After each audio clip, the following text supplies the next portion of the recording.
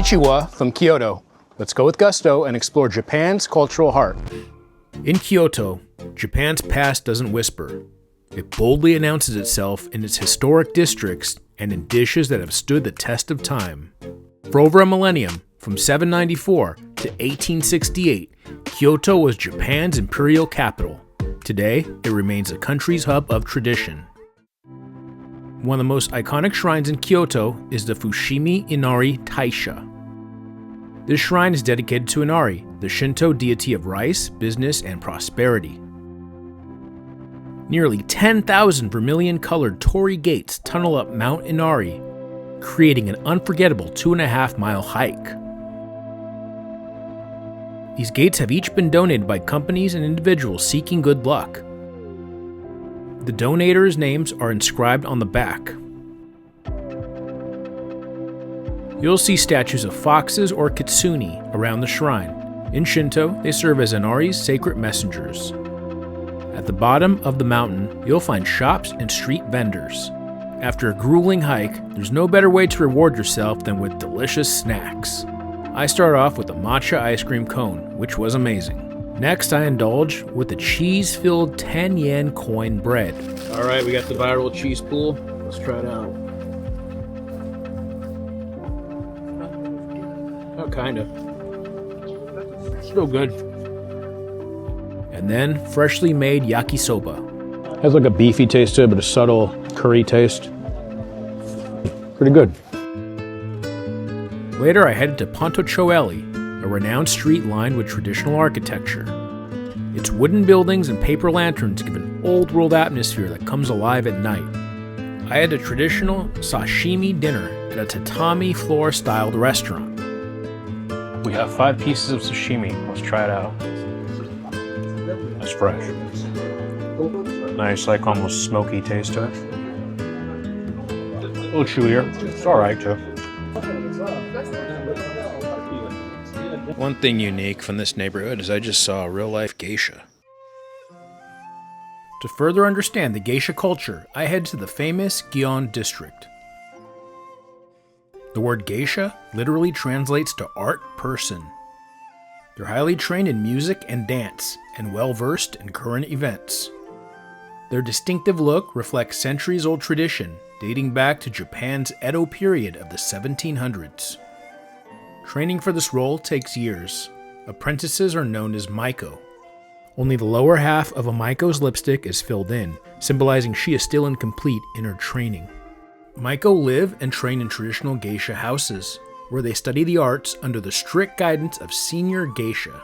Geisha performances aren't intended for the general public, but are instead held in intimate, invitation-only gatherings. There's a common misconception in the West that geisha are escorts. In reality, they're entertainers and guardians of traditions, passed down for generations. Kyoto remains at the heart of geisha culture, and Gion is one of the most prestigious neighborhoods where geisha perform. Walking through these streets, you never know if you'll catch a fleeting glimpse of a geisha. Near Gion, you'll find one of the most photographed spots in the city, the Yasaka Pagoda. This is the last remaining structure of the Hokkanji Temple, which dates back to the 6th century. Kyoto has no shortage of centuries-old structures. The Golden Pavilion is another long-standing, must-see destination. Its top 2 floors are covered in gold leaf and overlook a scenic pond. The Golden Pavilion was built as a retirement villa of a shogun before being converted to a Zen temple. The structure stands as an extravagant display of the power and wealth of the shogunate. The emperor functioned as Japan's symbolic head of state, but it was a shogun, military rulers, who held the real political power. Beneath the shogun in the social hierarchy came the warrior class, the samurai. Samurai are recognized by their iconic swords and ornate suits of armor.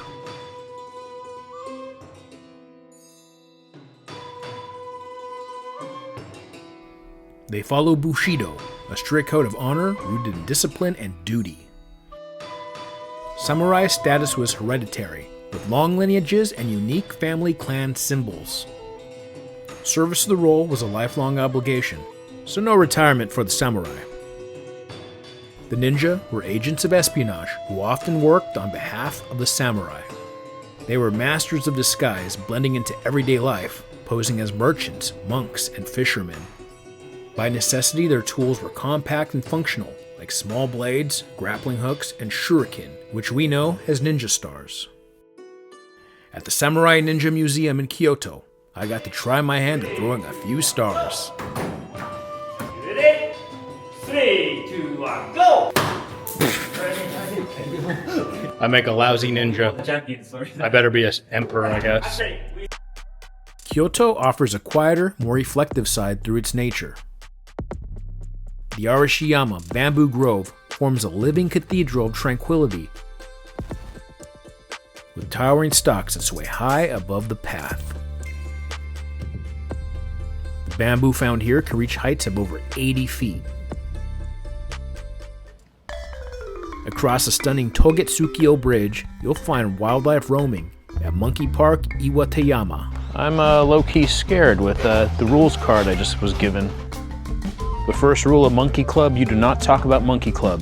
The second rule of Monkey Club, don't look the monkeys in the eyes.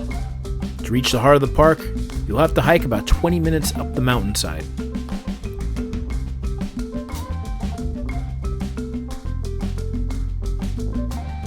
At the top, there's an enclosed feeding area where visitors can purchase peanuts or apple slices to feed the monkeys safely from inside.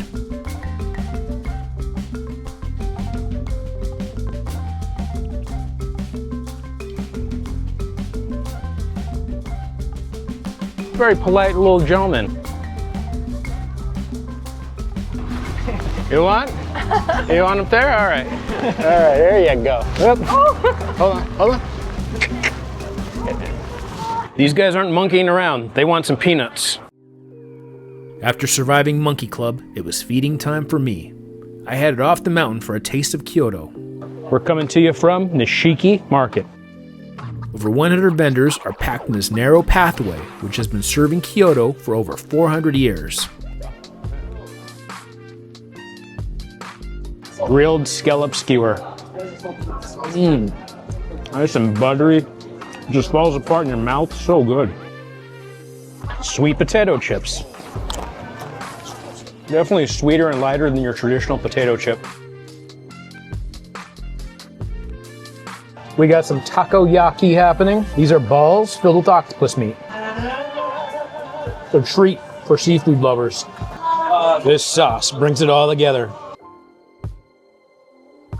The best beef skewer in Nishiki Market is here.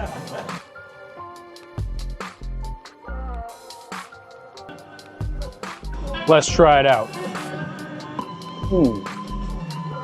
Just maybe the best. I approve.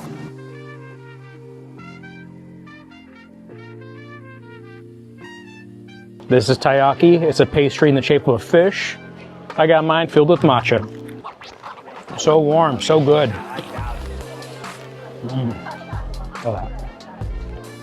So much good food. This place is dangerous.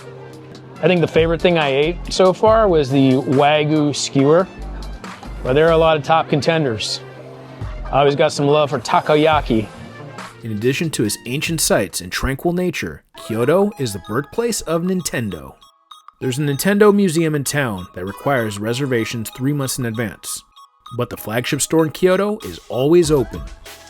Here you can find nearly anything for the diehard Nintendo fan. Let's play. This is the very first Nintendo game. It's a small set of cards called Hanafuda, and that's how Nintendo began in 1889. For decades, Nintendo was a premier playing card company. Eventually, it pivoted to toys and later video games. Nintendo launched to worldwide fame as Shigeru Miyamoto would create Donkey Kong, and followed up by the even more iconic Super Mario Bros.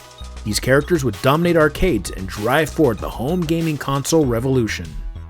Today, the Nintendo brand spans across the globe through video games, toys, films, and even theme parks.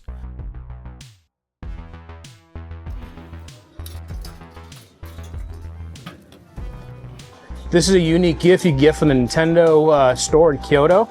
It's from a vending machine, and they're parts of the controller. The Famicom, the original Japanese Nintendo. This looks to be the Super Famicom. This looks like an N64 controller. Only 600 yen. I think I may have gotten a little carried away, but I wasn't done shopping yet.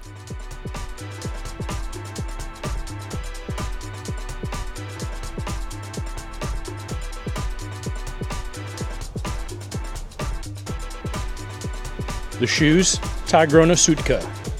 The socks, Family Mart. When in Japan.